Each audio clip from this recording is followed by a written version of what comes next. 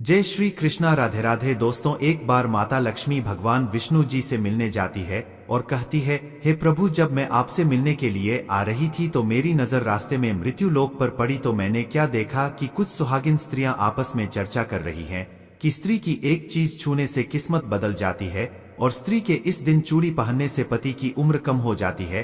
प्रभु, मैंने जब से उस चर्चा को सुना है मेरा मन विचलित हो गया है, इसीलिए मेरा आपसे अनुरोध है, आप मुझे मेरे दोनों प्रश्नों का उत्तर देकर संतुष्ट करने की कृपा करें। भगवान विष्णु कहते हैं, लक्ष्मी, मैं तुम्हें तुम्हारे दोनों प्रश्नों के उत्तर एक छोटी कहानी के माध्यम से दूंगा, मगर मेरी एक शर्त है, मैं जब तक कहानी सुनाऊं तब तक पूरा मन लगाकर कहानी सुनना और कहानी पूरी सुनना, क्योंकि आधी अधूरी कहानी सुनने से आधा अधूरा ही ज्ञान प्राप्त होता है जो जीवन में कभी काम नहीं आता। फिर भगवान विष्णु की बात सुनकर ही माता लक्ष्मी कहती हैं, ठीक है प्रभु, मैं आपको वचन देती हूँ कि कहानी पूरे मन से सुनूंगी। आप कहानी प्रारंभ कीजिए। तो मित्रों, कहानी शुरू करने से पहले मेरा आप सभी से अनुरोध है कि कमेंट पर राधे राधे लिखें, और अगर आप लड्डू गोपाल जी के सच्चे भक्त हैं तो यह कहानी आप अंत तक जरूर सुनेंगे, क्योंकि भगवान विष्णु की यह कथा आपके जीवन में अवश्य कुछ नया सिखाएगी। भगवान विष्णु कहते हैं, लक्ष्मी, एक नगर में एक सेठ रहता था। वह बहुत ही संपन्न था, उनके पास सब कुछ था, आलीशान दुकान थी, महल था, धन की कोई कमी नहीं थी। सेठ के 3 बेटे थे, तीनों बेटों की शादी हो चुकी थी। सेठ की 3 बहुएं थी। उनका स्वामी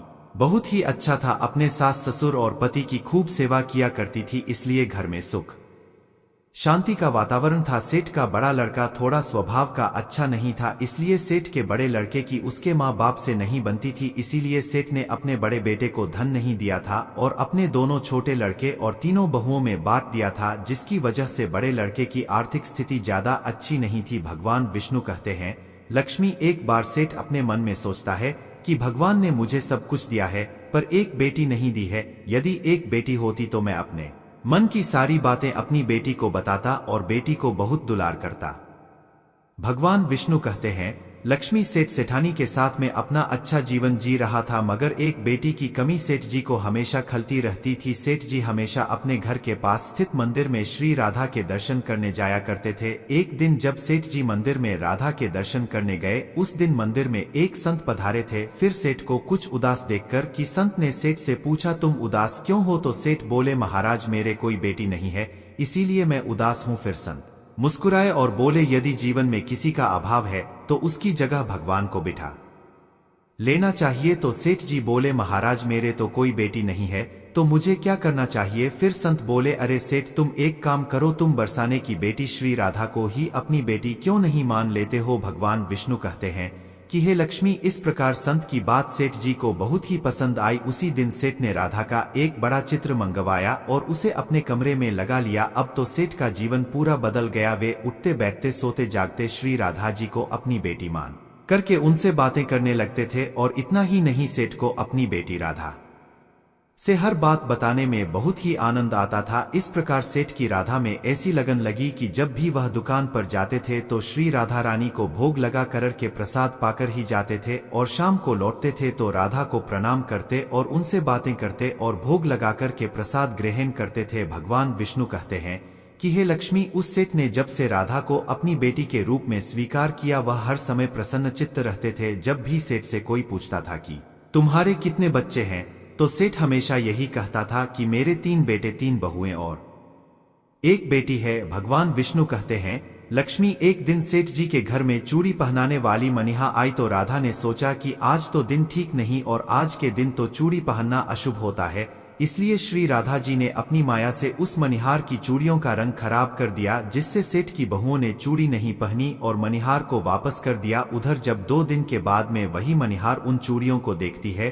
तो वह चूड़ियां सुंदर हो जाती हैं। फिर मनिहार उन्हीं चूड़ियों को लेकर के सेठ के घर पुनः आती है तो सेठ की तीनों बहुएं चूड़ियां पहनती है, और बाद में राधा भी चूड़ी पहनने के लिए प्रकट होती है। और जब राधा प्रकट हो गई तो मनिहार ने जब राधा का स्वरूप देखा तो मनिहार उन्हें देखते ही रह गई। फिर राधा रानी मनिहार से कहने लगी, मुझे भी चूड़ी पहनाओ। उधर राधा जी की बात सुनकर के मनिहार ने मन में विचार किया कि हो सकता है कि सेठ के घर पर कोई मेहमान आ गया होगा, क्योंकि हमेशा तो मैं जब भी इस घर में चूड़ी पहनाने आती थी तो सेठ की केवल 3 ही बहुएं दिखाई पड़ती थी जो हमेशा चूड़ी पहनती थी, मगर आज यह बेटी मुझे नजर आई है, लगता है कोई मेहमान होगी। भगवान विष्णु कहते हैं कि हे लक्ष्मी, और फिर ऐसा सोच करके उस मनिहार ने राधा जी को चूड़ियां पहना दी। अब राधा रानी चूड़ी पहन करके एक ओट में जाकर के अंतर्ध्यान हो गई। सभी को चूड़ियां पहना करके मनिहारान हमेशा की तरह चूड़ियों का पैसा लेने के लिए सेठ की दुकान पर चली गई। फिर मनिहार को देखते ही सेठ कहने लगा, लगता है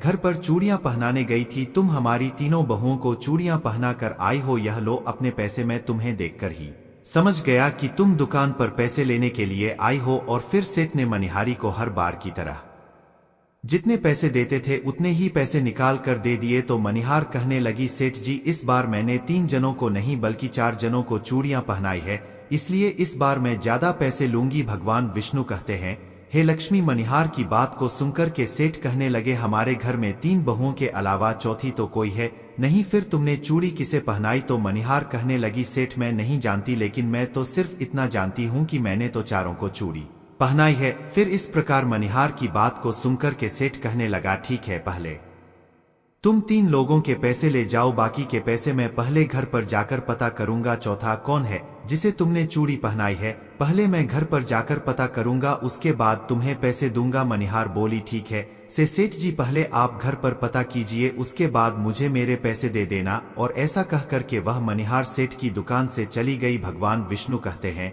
कि हे लक्ष्मी, शाम को सेठ जी जब घर पर पहुंचे उन्होंने घर में मनिहार के बारे में पूछा। उनकी बहुओं ने कहा कि केवल हम तीनों ने ही चूड़ियां पहनी थी। तो सेठ कहने लगा कि यही बात तो मैंने मनिहार को काफी देर तक समझाई कि हमारे घर में केवल 3 ही जने हैं, चौथा कोई नहीं है जिसे तुमने चूड़ियां पहनाई है। मगर वह मनिहार यह बात मानने के लिए तैयार नहीं थी और बार बार उसका यही कहना था कि मैंने 4 जनों को चूड़ियां पहनाई है। भगवान विष्णु कहते हैं, हे लक्ष्मी। इस प्रकार सेठ सारी बात भूल गया और अपने नित्य काम में लग गया। सेठ राधा राधा बोलते बोलते श्री राधा जी को प्रसाद का भोग लगा करके और भोजन करके सो गया। उधर जब सेठ को नींद आ गई तो उसके स्वप्न में श्री राधा जी प्रकट। उनकी आंखों में आंसू थे। सेठ ने पूछा, बेटी उदास क्यों हो? तो श्री राधा बोली, पिताजी आज मेरा मन बहुत दुखी है। मैंने आज अपने पिता का घर समझ करके यहाँ आराम से चूड़ियां पहने थी, परंतु पिताजी आपने उस मनिहार को मेरी चूड़ियों का मोल नहीं चुकाया। पिताजी आपने मुझे बेटी तो बना लिया, परंतु आपको मेरी याद नहीं आई, आपने मुझे भुला दिया, इससे मैं बहुत दुखी हूँ। भगवान विष्णु कहते हैं,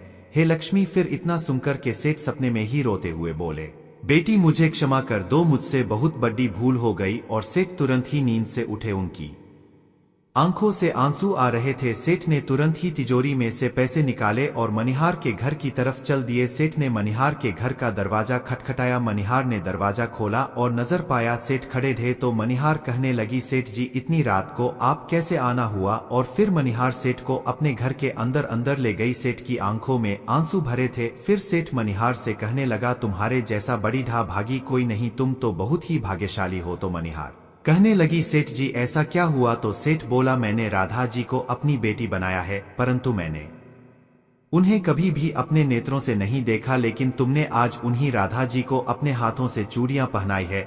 आज तुम्हारे जितना भाग्यशाली इस धरती पर दूसरा कोई नहीं। मैं तुम्हें अपनी पुत्री की पहनी चूड़ियों का मूल्य चुकाने आया हूँ। और यह कह करके सेठ जी ने रुपयों से भरी हुई थैली मनिहार के सामने रख दी और कहा, इसमें से जो भी लेना है ले लो। भगवान विष्णु कहते हैं कि हे लक्ष्मी, जब मनिहार ने सुना कि स्वयं राधा जी उससे चूड़ियां पहनने आई थी तो मनिहार की आंखों में भी आंसुओं की धारा बह निकली। और मनिहा बोली, सेठ जी मैं राधा रानी की चूड़ियों के पैसे कैसे ले सकती हूँ? ऐसा सौभाग्य किसे मिलता है जो मुझे मिला? और मैंने राधा को अपने हाथों से चूड़ियां पहनाई। मैं आपसे बिटिया राधा की चूड़ियों के पैसे कभी भी नहीं लूंगी। भगवान विष्णु कहते हैं, लक्ष्मी, परंतु सेठ नहीं माने। सेठ जी ने रुपयों से भरी हुई थैली मनिहार के घर पर रखी और वहां से सीधे घर आए और अपनी पत्नी को लेकर के श्री राधा जी के मंदिर में चले गए। और उस दिन के बाद में सेठ जी ने अपना सब कुछ छोड़ करके संन्यास ले लिया और अपना सारा जीवन राधा जी के मंदिर में राधा जी की भक्ति करते हुए फिर बिता दिया। भगवान विष्णु कहते हैं,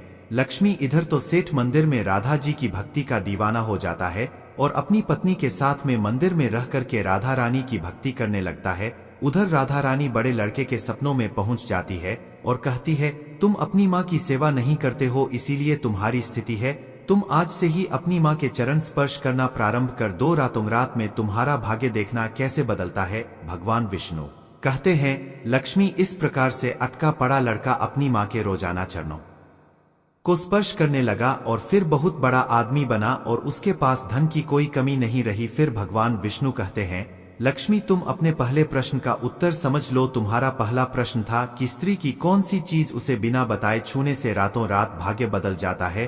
तो ठीक से समझ लो, जो इंसान सेठ के बड़े लड़के की तरह अपनी माँ के चरणों की सेवा करता है, माँ के चरणों का अमृत पान करता है, उसका सोया हुआ भाग जाग जाता है और एक दिन ऐसा इंसान बहुत बड़ा आदमी बनता है। भगवान कहते हैं कि लक्ष्मी अब तुम अपने दूसरे प्रश्न का उत्तर सुनो। तुम्हारा दूसरा प्रश्न था कि स्त्री के किस दिन चूड़ी पहनने से पति की उम्र कम हो जाती है। तो समझ लो, जिस दिन मनिहारान सेठ की तीनों बहुओं को चूड़ियां पहनाने के लिए आई तो राधा जी ने देखा कि उस दिन मंगलवार है, इसलिए राधा जी ने अपनी माँ माया से उन चूड़ियों को काला कर दिया, जिससे सेठ की बहुओं को चूड़ियों का रंग पसंद नहीं आया। और फिर मनिहार अगले 2 दिन के बाद यानी शुक्रवार को आती है तो चूड़ियों का रंग सुंदर हो जाता है और सेठ की तीनों बहुएं और राधा चारों चूड़ी पहनते हैं।